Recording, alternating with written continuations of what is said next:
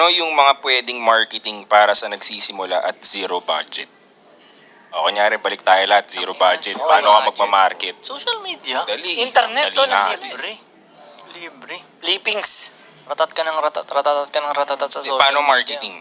Post Social ka ng media, post picture, video, lahat Araw-araw, na pwede mong gawin, men. I-document mo lahat. I-document mo lahat. Huwag ka Tapos, mag-create, sabi ni Tito Gary, huwag ka mag-create, Yep. i-document. Okay. Para, Oo. kasi mag-create, isip-isip ka pa di ba? Oo. Right. Document mo lang, pati mali mo, makita nila, ganun.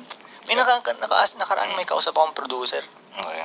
Sabi niya, ganun, paano doon niya, sabi ko sa kanya, huwag kang mag-rely masyado sa talent mo, na ano mo rin, hanap, parang gawin mo rin, interesting yung sarili mo ba?